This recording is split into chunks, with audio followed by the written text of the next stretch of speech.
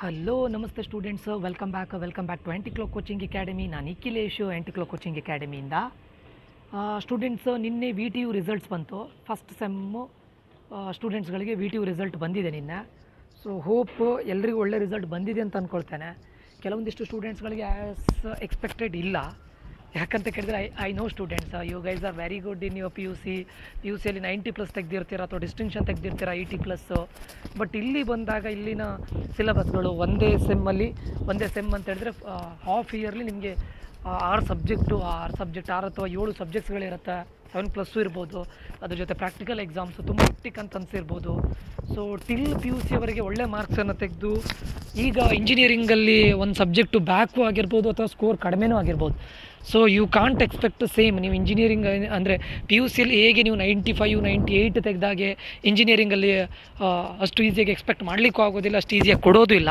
It's common students. Till P U ಸಿಯವರಿಗೆ ಒಳ್ಳೆ ಮಾರ್ಕ್ಸನ್ನು ತೆಗೆದು ಪಿ ಯು ಸಿನ ನಂತರ ಇಂಜಿನಿಯರಿಂಗಿಗೆ ಬಂದಾಗ ಕಡಿಮೆ ಮಾರ್ಕ್ಸ್ ಆಗಿದ್ದರೆ ಡೋಂಟ್ ವರಿ ಸ್ಟೂಡೆಂಟ್ಸು. ನಾನು ನೋಡಿದ್ದೇನೆ, ತುಂಬ ನೋಡಿದ್ದೇನೆ. ಸೊ ದಯವಿಟ್ಟು ಬೇಜಾರೊಂದು ಮಾಡ್ಕೊಳ್ಬೇಡಿ, ಆಯಿತಾ, ಎಲ್ಲರಿಗೂ. ಸೊ ಈಗ ಯಾರ್ಯಾರು ಇಂಜಿನಿಯರಿಂಗ್ ಎಕ್ಸಾಮನ್ನು ಬರೆದು ನಿನ್ನೆ ರಿಸಲ್ಟ್ ಬಂದು ವಿ ಟಿ ಯುದವ್ರಿಗೆ ನಾನು ಹೇಳ್ತಾ ಇರೋದು, ರಿಸಲ್ಟಲ್ಲಿ ಸ್ಯಾಟಿಸ್ಫೈ ಆಗದೇ ಇದ್ದರೆ, ಆಯಿತಾ, ನಿಮಗೆ ರಿವ್ಯಾಲ್ಯೂಯೇಷನ್ ಆಗಬೇಕು ಅಂತಿದ್ರೆ ಇನ್ನೂ ನೋಟಿಫಿಕೇಷನ್ ಬಿಡಲಿಲ್ಲ. ಇದು 2024ನ ನೋಟಿಫಿಕೇಷನ್ನು. ಸೊ ಅದನ್ನು ನಾನು ನಿಮಗೆ ತೋರಿಸ್ತೇನೆ ನೋಡಿ. ಸೊ ಇದ್ರ ಪ್ರಕಾರ ನಿಮ್ಗೆ ಎಷ್ಟು ಫೀಸ್ ಇರುತ್ತೆ, ನೀವು ಯಾವಾಗ ಈ ಅಪ್ಲಿಕೇಶನ್ ಕೊಡಬೇಕು, ಎಲ್ಲಿ ಕೊಡಬೇಕು, ಕಂಪ್ಲೀಟ್ ಡೀಟೇಲ್ಸ್ ಹೇಳ್ತಾ ಇದ್ದೇನೆ ನೋಡಿ. ಸೊ ಲಾಸ್ಟ್ ಇಯರ್ನ ಪ್ರಕಾರ ನಿಮಗೀಗ ಎಷ್ಟು ಫೀಸ್ ಇರುತ್ತೆ ಕೇಳಿದರೆ, ಇನ್ನು ನೋಟಿಫಿಕೇಷನ್ ಬಿಡಲಿಲ್ಲ. ನೋಟಿಫಿಕೇಷನ್ ಬಿಟ್ಟ ತಕ್ಷಣ ವಿ ಟಿ ಯುದವ್ರು ಅಫಿಷಿಯಲ್ ನೋಟಿಫಿಕೇಷನ್ ಬಿಡ್ತಾರೆ, ನೀವು ಹೇಗೆ ಮಾಡಬೇಕು ಅಂತ. ಅದನ್ನು ಬಿಟ್ಟ ತಕ್ಷಣ ನಾನು ನಿಮಗೆ ಅದನ್ನು ನೋಟಿಫೈ ಮಾಡ್ತೇನೆ, ಆಯಿತಾ. ಆ್ಯಂಡ್ ಒನ್ ಮೋರ್ ಥಿಂಗ್ ಏನಂತ ಕೇಳಿದರೆ, ಇದರಲ್ಲಿ ಫೀಸ್ ಇದೆ ಸ್ಟೂಡೆಂಟ್ಸು. ಅಪ್ಲಿಕೇಶನ್ ಫೀಸ್ ಅಂತ ಇರುತ್ತೆ. ಲಾಸ್ಟ್ ಇಯರ್ ಎಷ್ಟಿದ್ದಿತ್ತು, 30 ರೂಪೀಸ್ ಅಪ್ಲಿಕೇಶನ್ ಫೀಸ್. ಈ ಅಪ್ಲಿಕೇಶನ್ ಎಲ್ಲಿ ತೊಗೊಳ್ಬೇಕು, ನಿಮ್ಮ ಕಾಲೇಜಲ್ಲಿ, ಅರ್ಥ ಆಯ್ತಾ. ಸೊ ನೀವು ಅಪ್ಲಿಕೇಶನ್ ಎಲ್ಲಿ ತೊಗೊಳ್ಬೇಕು ಕೇಳಿದರೆ, ನಿಮ್ಮ ಕಾಲೇಜಿಂದ ಅಪ್ಲಿಕೇಶನ್ನ ತೊಗೊಳ್ಬೇಕು. It is 30 rupees.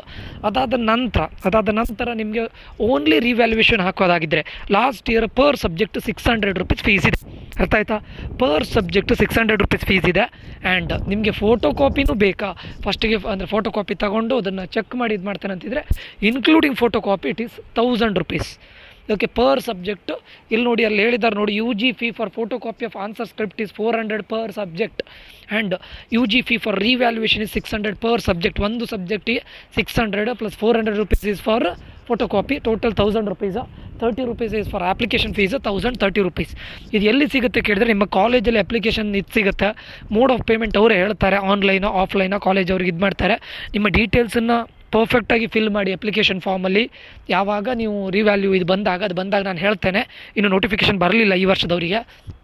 ಸೊ ಪರ್ಫೆಕ್ಟಾಗಿ ಫಿಲ್ ಮಾಡಿ ಕಾಲೇಜಲ್ಲಿ ಸಬ್ಮಿಟ್ ಮಾಡಬೇಕು. ಕಾಲೇಜವ್ರು ಹೇಳ್ತಾರೆ ಹೇಗೆ ಫೀಸ್ ಪೇ ಮಾಡಬೇಕು, ಅದೆಲ್ಲದನ್ನು ಹೇಳ್ತಾರೆ.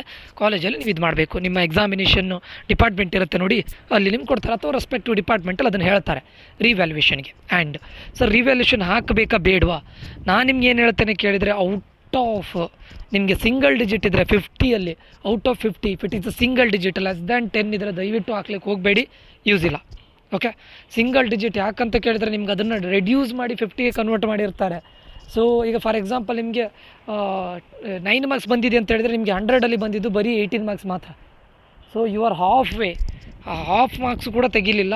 ಬಟ್ ಫೋಟೋ ಕಾಪಿ ತೆಗೆದು ಅದಾದಮೇಲೆ ನಿಮಗೆ ಮಾರ್ಕ್ಸ್ ಕೊಡಲಿಲ್ಲ ಅಂತಂದರೆ ಹಾಕಿ, ಅಡ್ಡಿಲ್ಲ, ನೋ ಪ್ರಾಬ್ಲಮ್ಮು. ಬಟ್ ನಾನು ಹೇಳೋದು, if it is more than 12 13 ಇದ್ದರೆ ಮಾತ್ರ ಹಾಕಿ, 15 ಎಬೋ ಇದ್ದರೆ ಮಾತ್ರ ಹಾಕಿ, ಇಲ್ದಿದ್ರೆ ಹಾಕಿ, ಯೂಸ್ ಇಲ್ಲ ಅನ್ನೋದು ನನ್ನ ಅಭಿಪ್ರಾಯ. ಬಟ್ ನೀವು ಹಾಕಲೇಬೇಕು ಅಂತಿದ್ರೆ ಹಾಕ್ಬೋದು. ಬಟ್ ನಾನು ಹೇಳೋದು ಮೋರ್ ದ್ಯಾನ್ 15 ಇದ್ದರೆ ಹಾಕ್ಬೋದು, ಅಥವಾ ಮೋರ್ ದ್ಯಾನ್ 13 14 ಇದ್ದರೆ ಹಾಕಿ. ಅದಕ್ಕಿಂತ ಕಡಿಮೆ ಬಂದರೆ ಹಾಕಿ, ಯೂಸ್ ಇಲ್ಲ. ಸುಮ್ಮನೆ ಅವರಿಗೆ ರಿವ್ಯಾಲ್ಯೂಯೇಷನ್ಗೆ ಹಣ ಕೊಟ್ಟಾಗ ಆಗುತ್ತೆ ಅಷ್ಟೇ. ಏನು ಫೋಟೋ ಕಾಪಿಗೆ ಸುಮ್ಮನೆ ವಿ ಟಿ ಯುದವರಿಗೆ ಹಣ ಮಾಡಲಿಕ್ಕೆ ನೀವು ಡೊನೇಷನ್ ಕೊಟ್ಟಾಗ ಆಗುತ್ತೆ, ಅರ್ಥ ಆಯ್ತಾ. ಸೊ ಮತ್ತೆ ಫೇಲ್ ಆದವರು ಯಾರೂ ಟೆನ್ಷನ್ ತೊಗೊಳ್ಬೇಡಿ. ಯಾಕಂದರೆ ಇಂಜಿನಿಯರಿಂಗ್ ಇಸ್ ಡಿಫ್ರೆಂಟ್. ನಿಮಗೆ ನಾನು ಅದಕ್ಕೆ ಪ್ರತಿ ಟೈಮ್ ಅದಕ್ಕೆ ಹೇಳೋದು, ನೀವು ಕೋರ್ಸೆಲ್ಲ ತಗೊಳ್ಳಿ. ಓನ್ಲಿ ಕೋರ್ಸನ್ನು ತಗೊಳ್ಳಿಕ್ಕೆ ಮುಂಚೆ ನಿಮ್ಗೆ ಇಂಜಿನಿಯರಿಂಗ್ ಏನಂತ ಅರ್ಥ ಆಗಬೇಕು. ಯಾಕಂದರೆ ಇಂಜಿನಿಯರಿಂಗ್ ನೀವು ಅಂದ್ಕೊಂಡಷ್ಟು ಅಂದರೆ ಎಲ್ಲ ಅಂದ್ಕೊಳ್ತಾರೆ, ಇವನು ಪಿ ಯು ಸಿಯಲ್ಲಿ ಟಾಪರು, ಪಿ ಯು ಸಿಯಲ್ಲಿ ಅಷ್ಟು ತೆಗೆದಿದ್ದ, ಇಂಜಿನಿಯರಿಂಗ್ ಹೋದ್ಮೇಲೆ ಫೇಲ್ ಆದ. I know that. ಪರ್ಸ್ನಲಿ ನಾನು ಇಂಜಿನಿಯರಿಂಗ್ ಮಾಡಿದೆ, ನನಗೆ ಗೊತ್ತಿದೆ ಇಂಜಿನಿಯರಿಂಗ್ ಹೇಗಿರುತ್ತೆ. It's entirely different from your P U C. So in case ನಿಮಗೆ ಬ್ಯಾಕ್ ಆಗಿದ್ರೆ, ಮಾರ್ಕ್ಸ್ ಕಡಿಮೆ ಬಂದಿದ್ರೆ, ನೋ ನೀಡ್ ಟು ವರಿ ಮಾಡ್ಕೊಳ್ಳಿಕ್ಕೆ ಏನೂ ಇಲ್ಲ. ಈಗ ಫಸ್ಟ್ ಸೆಮ್ ಅಲ್ವಾ, ನೀವೀಗ ಗೊತ್ತಾಯಿತು, ನಿಮಗೆ ಏನು ಗೊತ್ತಾಯಿತು, ಇಂಟರ್ನಲ್ಸಲ್ಲಿ ನಾನು ಮಾರ್ಕ್ಸ್ ತೆಗಿಬೇಕು, ಇಂಟರ್ನಲ್ಸಲ್ಲಿ ನಾನು ಸರಿಯಾಗಿ ಓದಿದರೆ ಅದನ್ನು ಎಕ್ಸ್ಟರ್ನಲ್ಸಿಗೆ ನಾನು ಅದನ್ನೇ ರಿವಿಷನ್ ಮಾಡಿದಾಗುತ್ತೆ, ಆವಾಗ ನಂಗೆ ಆರಾಮ್ಸೆ ಮಾರ್ಕ್ಸ್ ತೆಗಿಬೋದು. ಇಂಟರ್ನಲ್ಸಲ್ಲಿ ಮಾರ್ಕ್ಸ್ ತೆಗೆದಿದ್ರೆ ನಿಮಗೆ ವಿ ಟಿ ಯು ಅಂತಲ್ಲ, ಎಲ್ಲ ಎಕ್ಸಾಮಲ್ಲೂ ಅಷ್ಟೇ, ಇಂಟರ್ನಲ್ಸಲ್ಲಿ ಒಳ್ಳೆ ಮಾರ್ಕ್ಸ್ ತೆಗೆದ್ರೆ ಎಕ್ಸ್ಟರ್ನಲ್ಸಲ್ಲಿ ನಿಮಗೆ ಆರಾಮ್ಸೆ ಒಂದು 75 ಎಬೋ 80% ಎಬೋ ಆರಾಮ್ಸೆ ಬರುತ್ತೆ. 8 CGPA ಎಬೋ ಗ್ಯಾರಂಟಿ ಬರುತ್ತೆ. ಅದಕ್ಕೆ ಇಂಟರ್ನಲ್ಸಲ್ಲಿ ಒಳ್ಳೆ ತೆಗೆದ್ರೆ, ಒಳ್ಳೆ ಓದಿದ್ರೆ ನೀವು ಎಕ್ಸ್ಟರ್ನಲ್ಸಲ್ಲಿ ಅದನ್ನು ರಿವಿಷನ್ ಮಾಡ್ತೀರಾ. So it will become easy. Okay, so ಅದು ನಿಮ್ಗೆ ಗೊತ್ತಾಯಿತು. ಫಸ್ಟ್ ಸೆಮ್ ಆದಮೇಲೆ ನಿಮ್ಗೆ ಇದು ಅರ್ಥ ಆಗುತ್ತೆ ಹೋಗ್ತಾ. ಬಟ್ ನೆಕ್ಸ್ಟ್ ಸೆಮ್ಮಿಂದ ಇದಾಗಬೇಡಿ, ಏನು ಬ್ಯಾಕ್ ಇಟ್ಕೊಳ್ಳೋದು, ಕಡಿಮೆ ಇಟ್ಕೊಳ್ಳೋದು ಮಾಡಬೇಡಿ.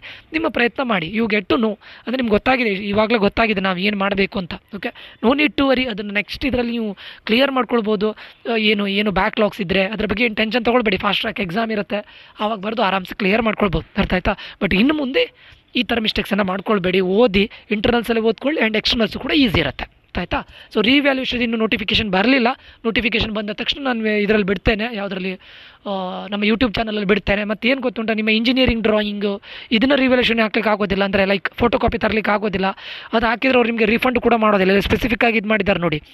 So should not apply for photo copy. ಯಾವ ಸಬ್ಜೆಕ್ಟಿಗೆ ಫೋಟೋ ಕಾಪಿ ತರಿಸಬಾರ್ದು. ಕ್ಯಾಡ್, ನಿಮ್ಮ ಇಂಜಿನಿಯರಿಂಗ್ ಡ್ರಾಯಿಂಗ್ ಇರ್ಬೋದು, ಅಥವಾ ಮಲ್ಟಿಪಲ್ ಚಾಯ್ಸ್ ಕ್ವಶನ್ಸ್, ಇದರದ್ದೆಲ್ಲ ನಿಮ್ಮ ಫೋಟೋ ಕಾಪಿ ಅಪ್ಲೈ ಮಾಡಿದ್ರು ನಿಮ್ಗೆ ಬರೋದು ಇಲ್ಲ, ಹಣನೂ ಕೂಡ ರಿಫಂಡ್ ಆಗೋದಿಲ್ಲ. ಇದಕ್ಕೆಲ್ಲ ರಿವ್ಯಾಲ್ಯೂಷನ್ ಹಾಕ್ಲಿಕ್ಕೆ ಆಗೋದಿಲ್ಲ MCQ ಕ್ವಶನ್ಸ್ಗೆ. ಅರ್ಥ ಆಯ್ತಾ? ಓಕೆ ಸ್ಟೂಡೆಂಟ್ಸ್, ಇದಿಷ್ಟು ವಿಷಯಗಳು. ನಾನು ಈ ವರ್ಷದ್ದು ನೋಟಿಫಿಕೇಷನ್ ಬಂದ ತಕ್ಷಣ ನಿಮ್ಗೆ ಅಪ್ಡೇಟ್ ಮಾಡ್ತೇನೆ. So don't worry, no need to worry. ನನಗೆ ಗೊತ್ತಿದೆ, ಯು ಮೈಟ್ ಫೀಲ್ ಬ್ಯಾಡ್. ಇವಾಗ ಬ್ಯಾಡ್ ಫೀಲ್ ಆಗ್ಬೋದು, ಕಡಿಮೆ ಮಾರ್ಕ್ ಬಂದಿದ್ದರೆ ಅಥವಾ ನಿಮಗೆ ಫೇಲ್ ಆಗಿದ್ದರೆ. No need to worry. You have exam. ಈಗ ರಿವ್ಯಾಲ್ಯೂಷನ್ ಹಾಕಿ ಬರದೇ ಇರ್ಬೋದು, ಅಥವಾ ಇಲ್ಲ ತುಂಬ ಕಡಿಮೆ ಬಂದಿರ್ಬೋದು. No need to worry. Okay, ಎಷ್ಟೇ ಸಬ್ಜೆಕ್ಟ್ ಆಗಿರಲಿ ಅದನ್ನು ಆರಾಮ್ಸೆ ನೀವು ಕ್ಲಿಯರ್ ಮಾಡ್ಕೊಳ್ಬೋದು. ನೆಕ್ಸ್ಟ್ ನಿಮ್ಗೆ ಇನ್ನೊಂದು ಎಕ್ಸಾಮ್ ಇರುತ್ತೆ, ಮೇಕಪ್ ಎಕ್ಸಾಮ್ ಇರುತ್ತೆ, ಅಥವಾ ಫಾಸ್ಟ್ ಟ್ರ್ಯಾಕ್ ಎಕ್ಸಾಮ್ ಇರುತ್ತೆ, ಅದೆಲ್ಲ ಆರಾಮ್ಸೆ ಮಾಡ್ಕೊಳ್ಬೋದು. ಓಕೆ, ಸೊ ಬಂದ ತಕ್ಷಣ ನಾನು ಇಲ್ಲಿ ನೋಟಿಫಿಕೇಷನ್ನ ಈ ನನ್ನ ಇದರಲ್ಲಿ ಅಪ್ಲೋಡ್ ಮಾಡ್ತೇನೆ ಯೂಟ್ಯೂಬ್ ಚಾನಲಲ್ಲಿ. ಸೊ ಈ ನೋಟಿಫಿಕೇಷನ್ ನಿಮಗೆ ರೀಚ್ ಆಗಬೇಕಂದ್ರೆ ನನ್ನ ಚಾನಲ್ಗೆ ನೀವು ಸಬ್ಸ್ಕ್ರೈಬ್ ಮಾಡಿ. ಈ ವಿಡಿಯೋ ಇನ್ಫಾರ್ಮೇಟಿವ್ ಆಗಿದ್ದರೆ ಲೈಕ್ ಮಾಡಿ, ಒಂದಿಷ್ಟು ಜನರಿಗೆ ಶೇರ್ ಮಾಡಿ ಅಂತ ಹೇಳ್ತಾ ಈ ವಿಡಿಯೋವನ್ನು ಇಲ್ಲಿಗೆ ಎಂಡ್ ಮಾಡ್ತಾ ಇದ್ದೇನೆ. ನಾನು ನಿಖಿಲೇಶ್ ಸೈನ್ ಆಫ್ ಆಗ್ತಾ ಇದ್ದೇನೆ. ಮುಂದಿನ ವಿಡಿಯೋದಲ್ಲಿ, ಮುಂದಿನ ಅಪ್ಡೇಟಲ್ಲಿ ಮತ್ತೆ ಸಿಗ್ತೇನೆ. Until that, love you all, bye, take care students.